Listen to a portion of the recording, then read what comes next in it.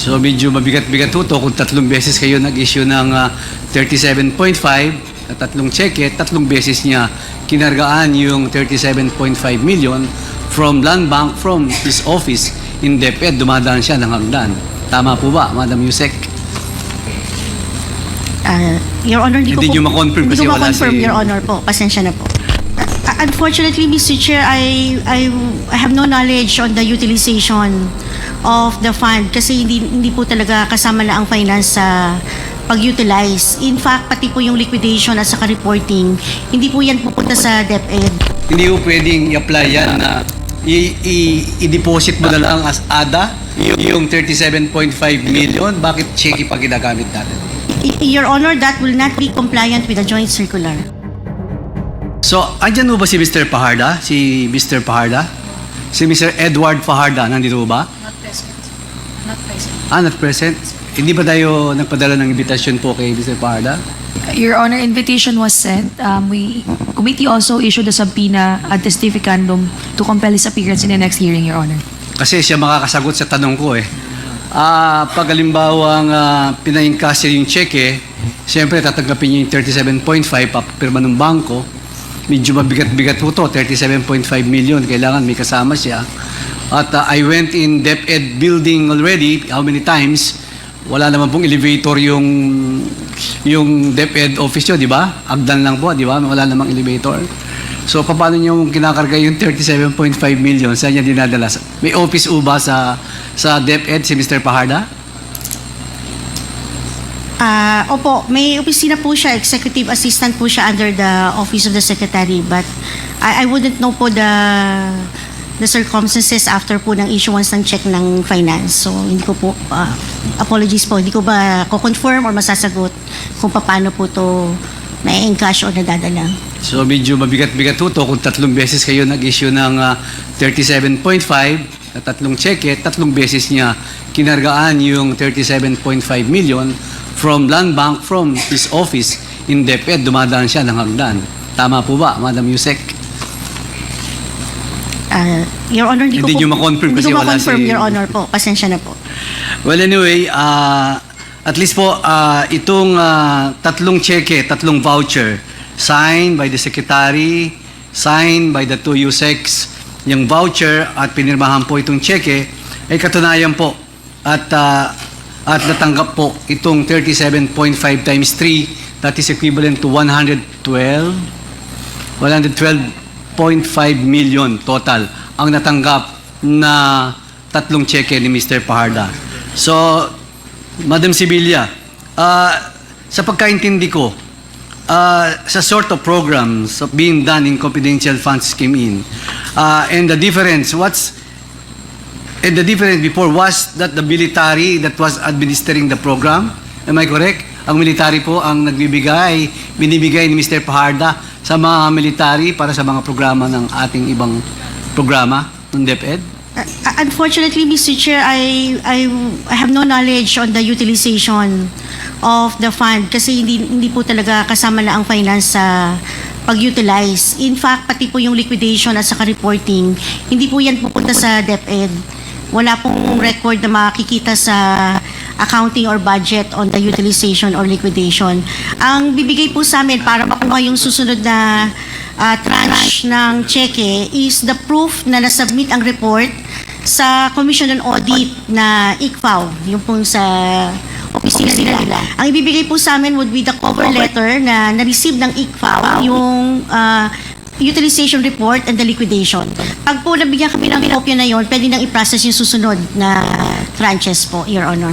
So if there is a specific department under the Department of Education that is in charge with expenditure confidential funds, how about the operations department? May alam po ba kayo doon?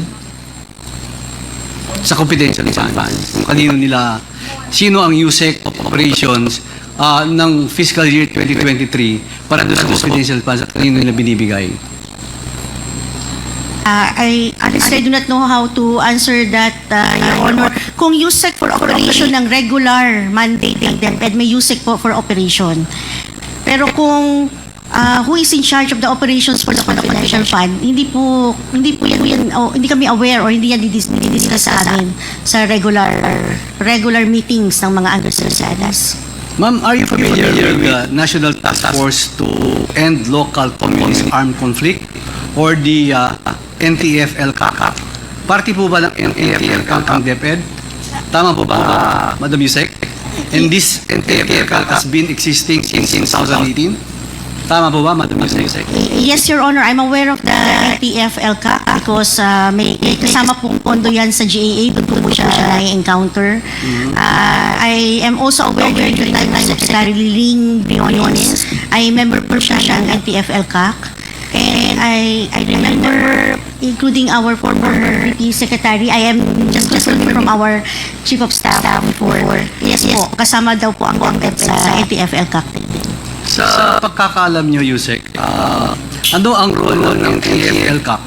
Hindi po ba ito ang related doon sa apat na programa na kung saan ginagamit ang confidential fund ng DepEd? Madam Chair. Sorry? Your Honor, as far as yung budget ng DepEd regular is concerned, wala kaming ginagastos for NTF-ELCAC. Yun po ang pwede ko masagot. Pero kung ano po yung role ng DepEd Secretary sa NTF-ELCAC, hindi po kasi ako involved. I was never called or present in any meeting na dinidiscuss po ang NTF-ELCAC matters. Kung alam niyo po yung programa sa DepEd, organizing and coordinating the execution project, what department under Department Ed po itong nag-execute ito? This is how I understand the question, Your Honor. NTF-ELCAC participation of DepEd and the NTF-ELCAC through the Office of the Secretary only. So, baka po mas relevant po na magbigay ng info yung ating former Chief of Staff. Kasi sila po ang maantay ng NTF-ELCAC, Your Honor. Madam Yusek, the matter of confidential funds has garnered a lot of attention these days, especially the unprecedented inclusion of confidential funds sa DepEd. Ayon sa impormasyon po na nakalap namin, itong mga confidential funds ay ginagamit for programs. Number 1, the abuse, prevention, and control in schools. Number 2, the anti-extremism terrorism program. Number 3, the anti-illegal activities of the regions. And number 4, the counter-insurgency programs. And part po ito, ang mga programa binibigyan ng training ang mga teacher at estudyante para i-combat ang recruitment ng extremists or terrorist group of recruitment. Tama ba, Madam Chair? Yes. Mr. Po, I would like to answer that question. Mr. Chair, thank you. I may be recognized. As far as I was the Chief of Staff, Undersecretary and Chief of Staff, Vice President at that time, but I only started kasi April 1 po, 2023. So, on the question on NTF-ELCAC kasi kahit po ako, I'm not involved in the operations mismo of the confidential fund, so I have no details on that. On the NTF-ELCAC, I remember that one project, at least that my personal knowledge is we had a joint press conference with NTF-ELCAC sa DepEd regarding yung mga programa nila against anti-extremism and insurgency. At least, to the best of my knowledge, yun po yung isang naging proyekto with NTF-ELCAC, nag-joint press conference. At that time, I was still spokesperson. I just to add, thank you. Thank you. Thank you, Mr. Boa. Thank you, Chairman. Well, I just continue. So, Madam Yusek, Chairman, so ibig sabihin, yung 37.5, pag gumagawa ko ng check ng voucher, meron pong particulars na nakasyan. Yun ba, puro voucher na yan, and you will type it na pay Mr. Paharda Wala attachment po yan. Yes, Your Honor. We are compliant with circular. Sa amin po ang nag-attach lang would be the authority, sino po yung special disbursing officer. Second is the obligation request. Third is the disbursing voucher. At yung pong certification na nasubmit na yung report sa COA, yun lang po. Ano po yung Ang kailangan circulation natin. na sinasabi nyo? Hindi ko po masyado alam. Yun po yung joint circular on the release, utilization, monitoring, liquidation, reporting, accountability of the confidential and intelligence fund. The civil commission on audit, DBM, DILG, GCC, GCG, Department of National Defense, joint circular number 2015-01, Your Honor. So yun po. So mga payables po nyo, ginagamit nyo talaga cheque. Paano nyo ginagamit yung mga cheque nyo? Sa MOO lang? Sa accounts payables? Paano nyo ginagamit yung mga cheque for paying other suppliers or paano mga payroll? Paano nyo ginagamit yung mga cheque? Yes. Tama po, Your Honor. The checks are used for all programs and projects and activities. So, pwede pong MOE, pwede rin pong payroll sa sweldo, pwede po sa supplier, pwede sa contractor. In this case, po nakalagay sa joint circular na ang confidential fund should be in the form of cash advance. So, pag cash advance, check po talaga ang dapat na ilabas under the name of the authorized special disbursing officer. So, yun po yung procedure na sinusunod namin based on the COA policy. Sinabi nyo na po ba yung mga attachment 37.5 kung saan ginamit yun? Wala po kaming noon, Your Honor. Ang magre-report po kung saan siya ginamit would be the special disbursing officer and the head of agency. At ito po ay sinasubmit sa COA chairman through the ICPAO. Yun po yung opisina. So talagang makakasagot dito is Mr. Paharda. Yes, Your Kasi Honor. siyang disbursement officer. Opo, Tama ho ba? Tama po, Your Honor. Well, di ba, pag nagbabayad tayo sa gobyerno, meron tayong tinatawag na ADA, meron tayong tinatawag na LDAP, LADDAP, meaning to say, List of Due and Demandable Accounts Payable, or the Advice to Debt Account.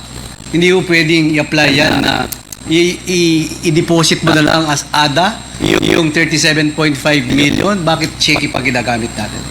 Your Honor, that will not be compliant with the joint circular. Because the joint circular specifically provided under Section 6 of Joint Circular 2015-01, the grant of the confidential fund is only through cash advance. So hindi po pwede ang ADA, hindi rin po pwede yung list of due and demandable accounts payable, only through check po, Your So Honor. talagang cash po talaga yan kasi cash advance. Cash po talaga, Your Honor. So, Mr. Chairman, that's all. And the summary of my interpellation, USEC Sevilla prepare a check, prepare the voucher, and sign the check by USEC Sevilla and USEC Mercado, and received by a certain the DSDO, Mr. Paharda. And Mr. Paharda is the one who encashed the check from Land Bank and kinuha niya yung pera. At Mr. Chairman, yung 37.5, ewan ko, ikaw, kung kaya bang buhatin yun, from the Land Bank, alam ko may Land Bank office sa baba ng DepEd, bubuhatin mo yun sa opisina ni Mr. Paharda. So, I don't know, kaya gusto ko hong invite Mr. Chairman, si Mr. Paharda, kung paano niya binuhat itong 37.5 million ng 3 beses na na-issue ni Miss Annalyn Sevilla, ang ating Undersecretary, at ang ating former Undersecretary na si Miss Mercado. So on that note, Mr. Chair, malinaw po na ginawa po yung 3 voucher at saka 3 cheque ni USEC Sevilla at USEC Mercado and then encashed by Mr. Paharda. So yun lang po. Maraming salamat po. Mr. Thank Chair, you, SDS. Yes, I would with the like indulgence of to make a Congressman motion Benabante. that we invite on the next hearing Mr. Edward Paharda. We already So, issued a subpoena ad testificandum. Yes.